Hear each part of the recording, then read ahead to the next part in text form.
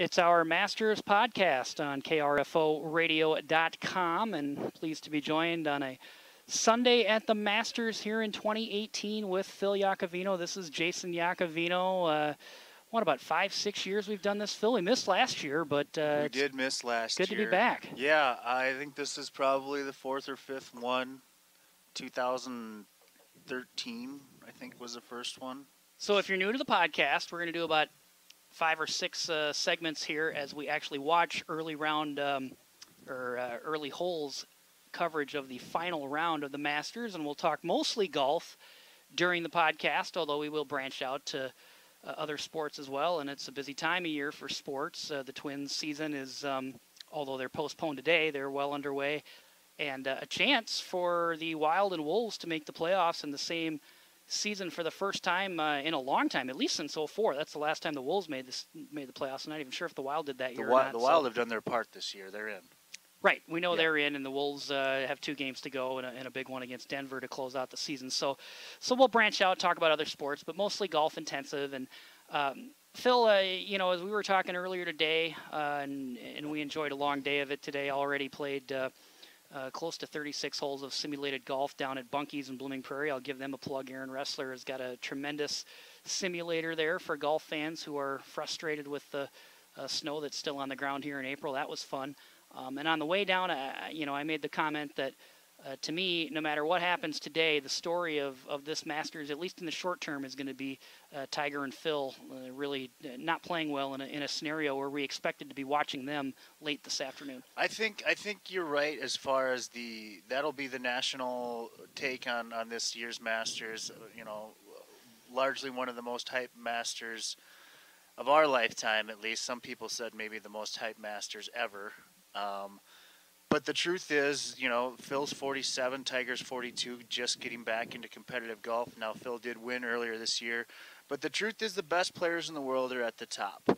And that's what you expect from a major championship, and that's what we have. We're going to have a bunch leaderboard today. Reed's already given one back. And it would have been very nostalgic for Tiger and Phil to be battling on a Sunday afternoon. But, if we ever get that, let alone in a major, it's just even a regular tour event, that's gravy. That's awesome. We didn't get it. It is a little bit disappointing, but I don't think it's like this isn't a major letdown. It would have been a major bonus if we would have gotten it. No, I think it is a letdown. I mean, you're right. These are the best players in the world in this field, but as we've pointed out many times, this tournament is designed for those who have won it before to play well. They know exactly what they're getting into. You don't have to worry about playing against the hot up-and-comers who aren't in the field. They're not in the field. I mean, it's right there for you. And, and Tiger and Phil, like you said, I mean, they have been playing well this year.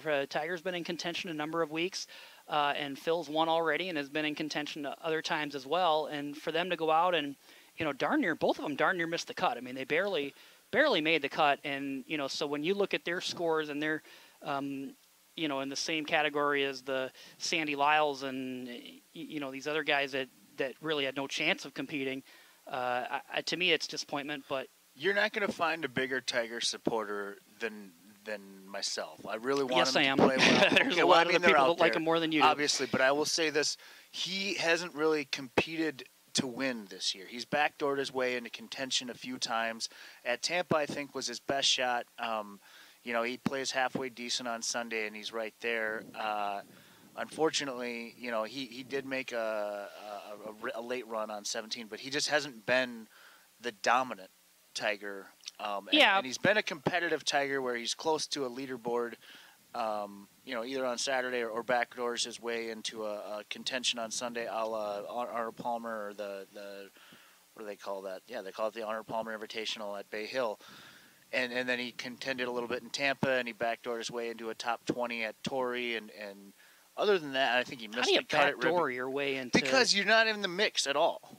And then you go out and you shoot 65, and it doesn't matter, and you get yourself a top 20. You're not in contention. All right. Well, I'm not going to be harsh on Tiger. He's what he's done this season. It's great. It's great for the golf. I mean, I think the ratings for both Tampa and the Bay Hill Arnold's event were higher than the U.S. Open last year. Yeah, I mean, Masters is the only one that beat so him. Tiger missed the cut at Riviera. It was the only cut he's missed yet this year. And to me, whether he backdoored into it or not, he has competed in PGA Tour events. Phil Mickelson has looked very good in most of his as won well. In Mexico. And like I said, they both struggled to make the cut. I'm glad they did make the cut. Now they both have played very well today. Mickelson shot 67, and Tiger has got a hole to go here, and he's. I didn't see his approach on 18, but yeah, I think he's got a chance to get into red figures. So, for the tournament. Yeah, exactly, which means also a 67 if he were to be able to do that. So just a little too late there.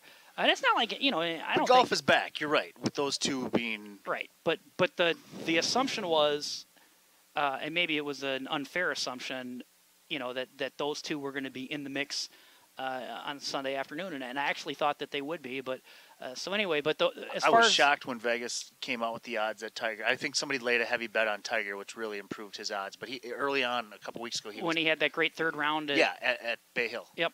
No, I mean, I'm not. I mean, when the guy's got it going, and it's not because he's the best player in the field. It's because this is his backyard. He steps onto this place, and he knows every contour and every way to get around, and like I said, that's part of what's great about this tournament is it is designed for a guy like Bernhard Langer to show up and make the cut every year. 60, I don't know, what is he, 63, 64? You put Bernhard Langer on one of these 7,500-yard tracks that these guys play week in, week out, and he's got no prayer. He's trunk slamming every Friday afternoon. So here's a putt for birdie for Tiger on 18, and I don't even see the hole. Where the heck is that going? Oh, wow. He is really got creative with that thing. He's going to have about a 6-footer for par, though. He may not make his. Well, he'll make that. Yeah, 5-6-footer for par, which again I think that'll put him at even for the championship. Even for the championship, 68 today, and 4 under on the day. That's pretty good considering he did most of that damage the last couple holes. He eagled 15 and then birdied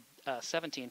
So now they are going to skip ahead to his par putt. So we'll get Tiger's final numbers in here, and then I want to talk about the player who's actually leading this event, Patrick Reed.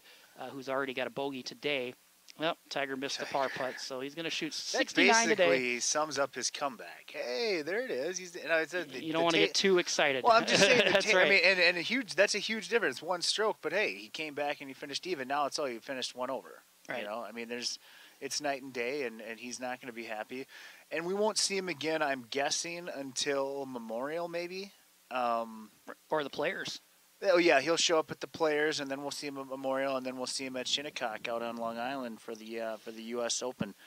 But, it's an exciting golf season to have Tiger back playing well, and Phil. And he's smiling, won. And we gotta say I think some of it's cliche, but he's been great with the media, and it looks like he's having fun, and it's like, well, how hard is it to have fun playing golf for a living? Yeah, I mean, it should be pretty easy to be polite with the media, but he does genuinely look like he's into what's going on, which has not always been the case in his career. And so I think that part of it's pretty cool. He doesn't own the store anymore, and he's okay with that. Yeah, exactly. He's okay with being just one of the guys, and he's happy with the fact that he's able to compete. It's just that it'd be cool if he made the Ryder Cup team. It would be, and it's certainly very positive. And it would be cool if he contended in any one of these majors this summer. I certainly think if he plays enough events, he's going to win a tournament this year. Yeah, no, I think he'll win a tournament this year. Maybe his tournament in D.C. at Congressional.